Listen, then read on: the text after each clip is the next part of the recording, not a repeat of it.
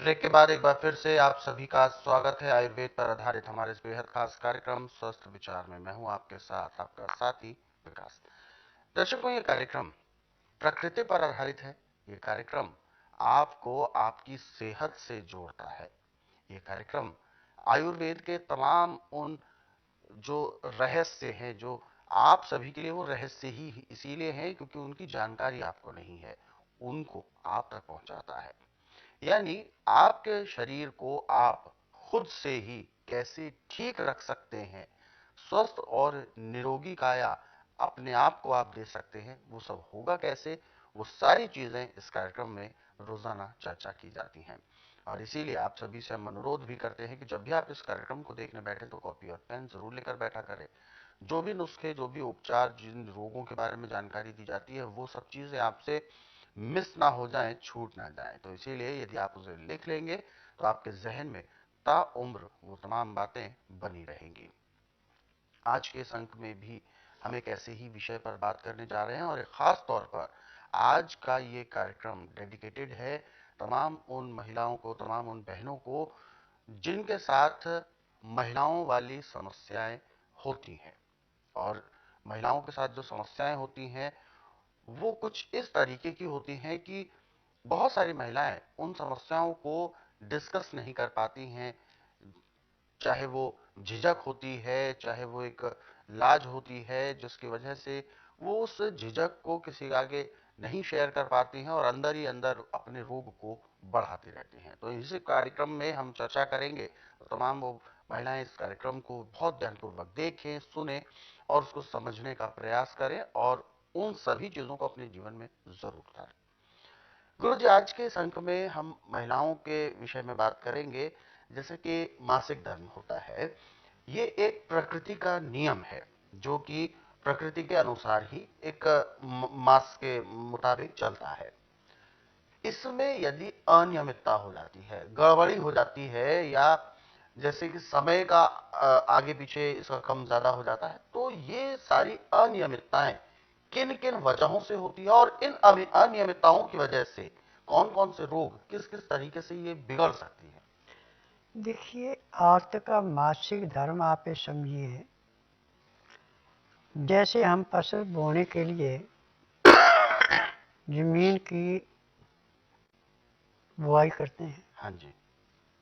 हल चला के उसको मुलायम करते हैं, ऐसे जब औरत को मासिक धर्म आता है तो उसके अंडे जो बनते हैं उसमें जाके संतान अंकुरित होती है।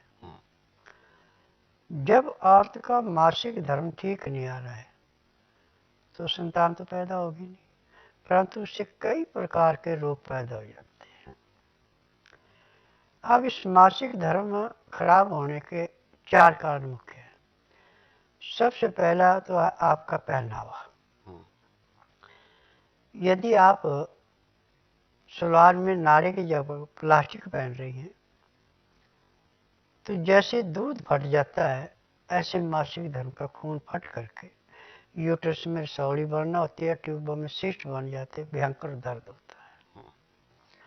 और जिसका मासिक धर्म ठीक है उसको तो ऐसे आता है जैसे बाथरूम आ रहा है और दर्द बिल्कुल नहीं होता और शरीर में बड़ा हल्कापन आता है।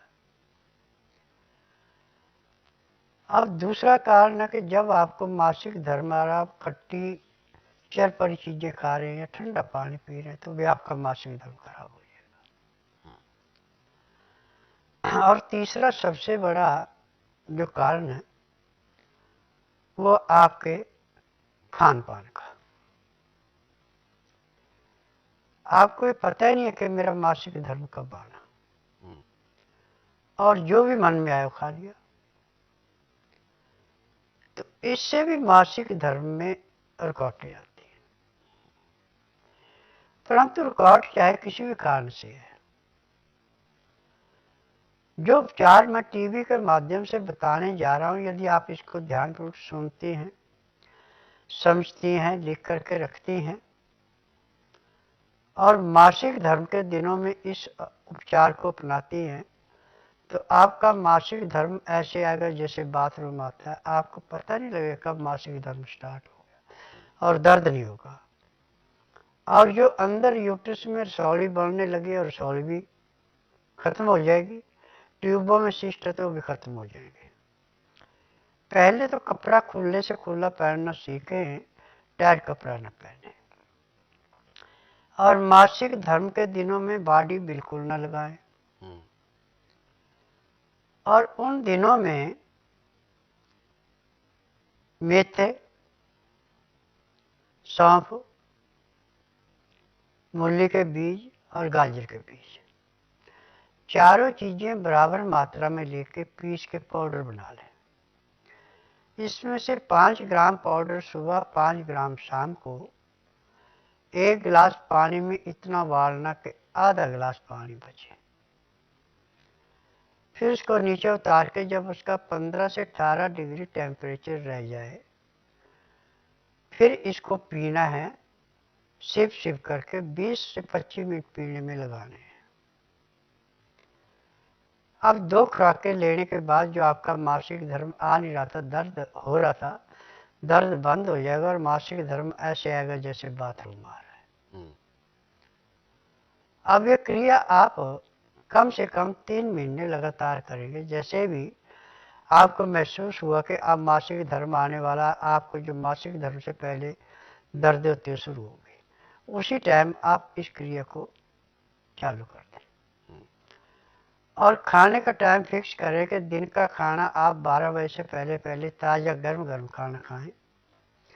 खाना खाते समय 2 गिलास गर्म पानी, लहसुन, प्याज, अदरक का रस मिला के पिए, चाहे काला नमक, सिंधा नमक या काली मिर्च, नींबू का रस मिला के पिए। उसका तरीका है कि पानी को उबाल के जब 15 से 18 डिग्री गर्म रह जाए, तभी इसमें नींबू का रस, काला नमक, काली मिर्च मिला के ढक के रख लें, या लहसुन, प्याज, अदरक का रस मिला के ढक के रख लें। अब ताज़ा खाना बनाएं, गर्म गर्म खाना, गर्म गर्म दाल सब्जी में चूर करके 2-4 गिलास खाना खाया, 2 घूंट पानी पिया, फिर 2-4 गिलास खाना खाया, 2 घूंट पानी पिया। पानी पीने में, खाना खाने में पूरा 1 घंटे का समय लगा दें। फिर उसके बाद दांतन कूला करके 5 मिनट के लिए वज्रासन बैठें। फिर उठ करके 20 मिनट थोड़ा सा टहल लें। 20 मिनट के लिए फिर सब आसन लेट जाएं। 5 मिनट के लिए बाईं साइड करवट लें, 3 मिनट के लिए दाईं साइड करवट लें। फिर उसके बाद सब आसन लेट करके बाईं साइड को करवट लेके उठें। अब मासिक धर्म भी बिल्कुल नॉर्मल आएगा, कोई तकलीफ नहीं होगी और ना आपको किसी किस्म की परेशानी आएगी। 3 दिन में मासिक धर्म बिल्कुल बंद हो जाएगा। और जिस दिन आपके गर्भ रुकना, उस दिन गुप्त अंग से पानी बहुत लेसदार निकलता है। और उस दिन इच्छा करती है कि जीवन साथी से मिला जाए। वही 24 घंटे के अंदर का टाइम है बच्चा रोकने का, उसके आगे पीछे बच्चा नहीं रुकता। इस बात का खास ध्यान रखना।